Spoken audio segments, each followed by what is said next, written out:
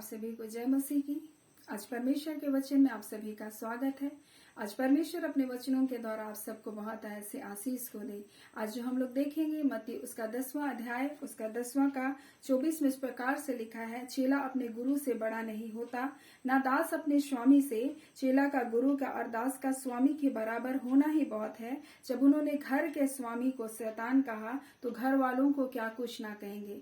और परमेश्वर यहाँ अपने वचन के द्वारा हमें सिखा रहा है, हमें बता रहा है कि चेला अपने गुरु से क्या नहीं होता, बड़ा नहीं होता है बोल के, और ना दास अपने स्वामी से। और इस संसार में आज हम लोग देख रहे हैं कि लोग क्या कर रहे हैं, अपने आप को बड़ा बनाने के लिए, बड़ा स्थापित करने के लिए क्या किए, तुले हुए हैं। और लोग ये सोच रहे हैं कि लोग मुझे जाने या फिर लोग मुझे बड़ा समझे या मुझको महत्व दे, इस बात के पीछे पड़े। लेकिन यीशु मसीह जब इस वचन को लिख रहा था तो हम लोग उसका हेडिंग देखेंगे तो लिखा आने वाला संकट। और आने वाले संकट के विषय में यीशु मसीह बहुत सारी बातों को कह रहा है और बोलता है, मैंने तुम्हें भेड़ों के समान भेड़ियों के बीच में भेजा है बोलता है। इसलिए बोलते हैं तुम सांपों के समान क्या रहो, बुद्धिमान और कबूतर के नाय भोले बन करके तुम रहो। और ये संसार कैसा है, भरमाने वाले के बीच में हमें भेजा गया। और किस रूप में भेजा गया, भेड़ों के रूप में भेजा गया है।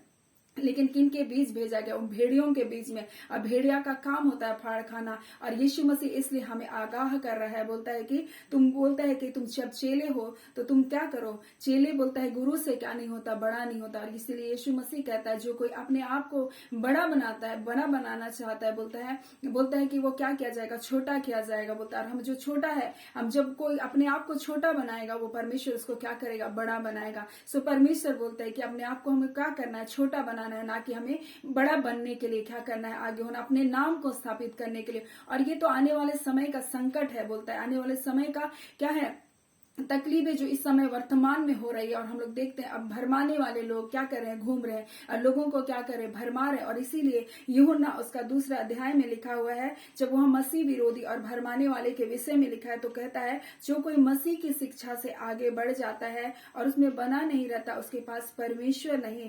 और जो कोई शिक्षा में स्थिर रहता है उसके पास पिता भी है और पुत्र भी है। और यीशु मसीह जब संसार में था तो हमें बहुत सारी शिक्षाओं को दे देकर हमको परमेश्वर के राज्य के बारे में बताया, तुमको क्या करना है और क्या नहीं करना, तुम्हें कैसे चलना है और कैसे नहीं चलना। इन बातों को यीशु मसीह क्या कर रहा है, हमें बता रहा है। और यीशु मसीह का वचन कहता है, उसके वचन में इस प्रकार से लिखा हुआ है, बोलते हैं हमें उसके पद चिन्हों पर चलना है, जैसे वो चला वैसे हमें चलना है, जैसे वो बोला वैसे हमें बोलना। और यीशु मसीह क्या करता था, परमेश्वर की बुद्धिमत्ता, परमेश्वर की आत्मा के द्वारा क्या करता था, चलाए चलता था। और हम लोग देखते हैं हमें भी परमेश्वर के आत्मा के चलाए हमें चलना है। और यहाँ पर लिखा है अगर तुम में से जो बड़ा होना चाहे वो अपने आप को क्या करे, छोटा करे। इसलिए यीशु मसीह कहता है चेले का गुरु से बड़ा होना ना बड़ा नहीं होता है, लिखा है ना दास अपने स्वामी से। बोलता है चेले का गुरु का बराबर होना ही बहुत है बोलता है।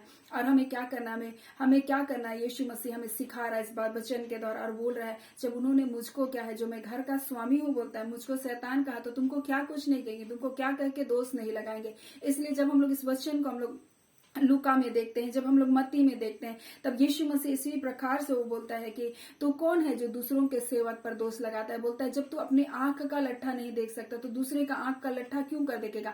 यानी अपनी गलतियों को तू नहीं देख करके दूसरों की गलतियों को क्या कर रहा है, देख रहा है, दूसरों पर दोष लगा रहा है। और इस बारे में भी यीशु मसीह बता रहा है कि वहां पर बोलता है जो कोई बोलता है चेला गुरु से क्या नहीं होता, बड़ा नहीं होता। आज लोग परमेश्वर के दासों का क्या कर रहे हैं, अपमान कर रहे हैं, और परमेश्वर का भी अपमान कर रहे हैं, परमेश्वर की निंदा कर रहे हैं। लेकिन यहाँ परमेश्वर अपने दास की भी श्रेष्ठता का प्रमाण देता है। परमेश्वर बताता है कि ये मेरा सेवक है। और हम लोग देखेंगे, हम लोग गिनती उसका 12 अध्याय में अगर हम लोग देखेंगे तो मूसा एक कुशी स्त्री से विवाह करता है। और विवाह करने के कारण मूसा और हारून जो मूसा के बड़े भाई रहते हैं, बड़े भाई और बहन रहते हैं, उन्होंने मूसा पर क्या किया, दोष को लगाया और उन पर उस पर कुड़कुड़ाने लगे और बोलने लगे क्या परमेश्वर सिर्फ मूसा से ही बातचीत करता है, हमसे बातचीत नहीं करता। और ये बातें परमेश्वर ने सुनी और वचन में लिखा एकाएक परमेश्वर, अचानक ही परमेश्वर वो क्या करता है, मूसा को, हारून को और मरियम को मिलाप वाले तंबू पर बुलाता है और बोलता है तुम में से कोई नबी हो तो बोलो। बोलता है कि मैं तो तुमसे दर्शनों के द्वारा बातचीत करता हूँ, लेकिन मूसा वो है जो मेरा विश्वास हो गया मेरे पूरे घराने में बोलता है, और मैं तो उससे आमने सामने क्या करता हूँ, बातचीत करता हूँ। तो कौन है जो मेरे दास पर, मेरे मूसा पर दोष लगाता है करके। और वहां देखते हैं मरियम क्या करती है, परमेश्वर उसको कोढ़ से क्या कर देता है, ग्रसित कर देता है।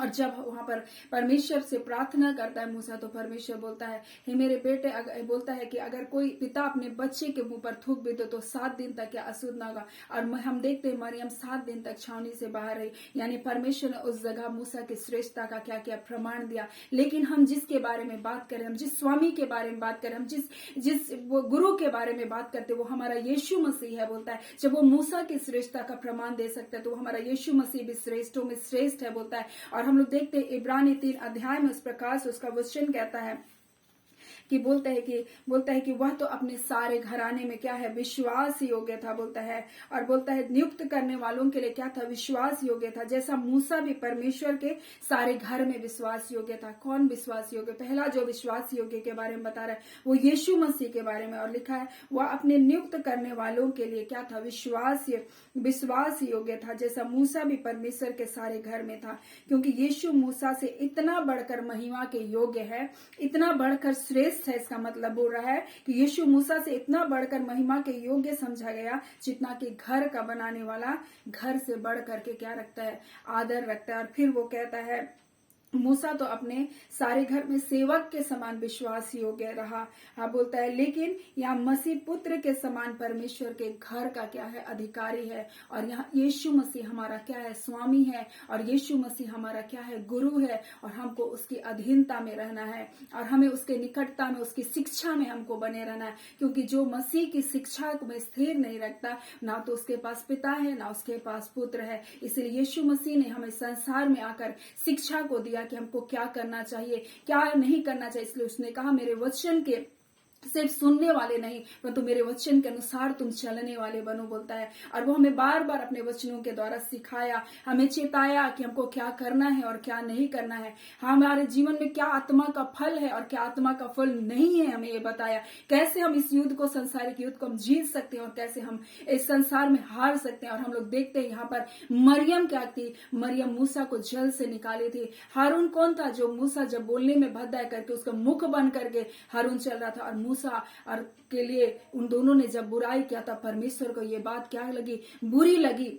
वैसे ये आने वाले संकट में परमेश्वर कह रहा है कि हमें किसी पर दोष लगाने वाला नहीं बनना है, वो भरमाने वाले लोग के समान नहीं होना है, जो परमेश्वर की शिक्षा के अनुसार नहीं चल रहे, परंतु मसीह की शिक्षा से वो क्या कर रहे, आगे बढ़ गए हैं। हमें मसीह की शिक्षा में बने रहना है, हमें यीशु मसीह में बने रहना है, और हमें दिनों दिन उसमें करके बढ़ते जाना है और सिद्धता की ओर हमको बढ़ते चले जाना है। क्योंकि जब परमेश्वर है जो मूसा की बुराई को बर्दाश्त नहीं कर सका, और उसने अचानक उन तीनों को मिलाप वाले तंबू में बुलाया और वहां पर परमेश्वर ने उनसे बातचीत किया। वो परमेश्वर अपने पुत्र की बुराई को कैसे सुन सकता है, वो अपने दास और दासियों की बुराई को क्यों कर सुन सकता है। वो परमेश्वर को बुरा लगता है ये बात। हाँ, मूसा इस बात को नहीं जान रहा था कि उसके भाई बहन उस पर बुड़बुड़ा रहे, लेकिन वो परमेश्वर सुन रहा था।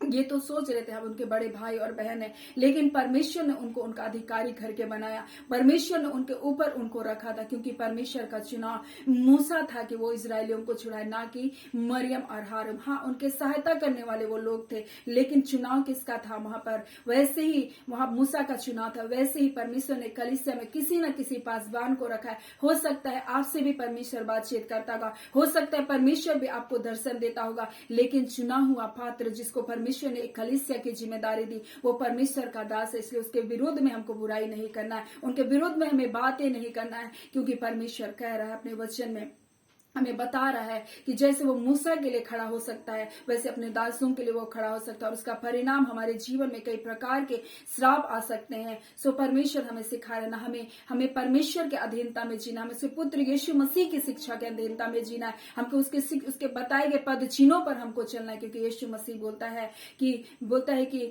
मैं ही मार्ग हूँ, बोलता है मेरे बिना तुम पिता के पास नहीं जा सकते। हमें मसीह की शिक्षा में होकर के हम पिता के पास जा सकते हैं। मसीह के बताए गए निर्देश का पालन करते हुए, हमें उसके दिए गए निर्देशों के अनुसार चलते हुए हम परमेश्वर के पास पहुंच सकते हैं। सो परमेश्वर आज अपने वचनों के द्वारा हम सबको बहुत ऐसे आशीष को दे। आमीन। आइए हम प्रार्थना करें। धन्यवाद देते हैं प्यारे पिता परमेश्वर। प्रभु यीशु के नाम से खुदावन परमेश्वर पिता हम आपके निकटता में आते हैं पिता।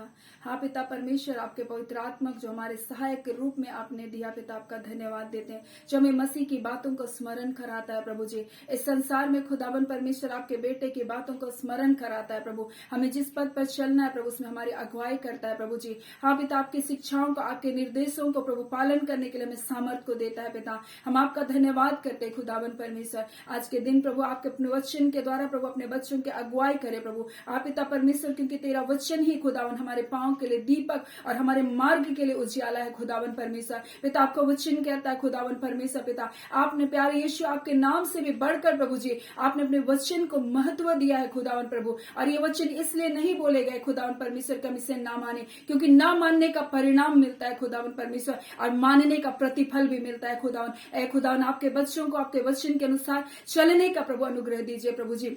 हाँ पिता, शिक्षाओं से बढ़कर नहीं प्रभु जी, क्योंकि पिता चेला कभी भी अपने गुरु से बड़ा नहीं हो सकता, ना दास अपने स्वामी से प्यारे पिता। हाँ, संकट आएंगे प्रभु जी, हाँ पिता, लोग दोष लगाएंगे प्रभु जी, लोग बुरा कहेंगे प्रभु, परंतु हम धन्यवाद देते हैं हमारी ओर से प्रभु जी तू खड़ा होने के लिए प्रभु है, हमारी ओर से लड़ने के लिए खुदावन तू है पिता। हाँ पिता परमेश्वर, और आपके बेटे की अधीनता में जीने के लिए खुदावन हम सबकी सहायता करे। इस नए दिन की आशीष भेज पिता परमेश्वर प्रभु, हर एक बच्चों के जीवन में आने पाए, हर एक आपके चुनिंदा संतानों के ऊपर आने पर इस घड़ी प्रभु इन प्रार्थनाओं को सुने प्रभु, और आपने उन्हें चुना है प्रभु कि आज वो इस प्रार्थना में शामिल हो प्रभु जी। इसके लिए हम आपका धन्यवाद देते हैं खुदावन। जितने इस वचन को सुने, हर एक के जीवन में आपकी आशीष आने पाए, जय और छुटकारा आने पाए, और तमाम अंधकार के कार्य इनके जीवन से निष्क्रिय होने पाए। आपके वचन के सत्यता, आपके प्रकाश में इनका जीवन प्रकाशित होने पाए, हर भलाइयों से इन्हें तृप्त करे प्रभु।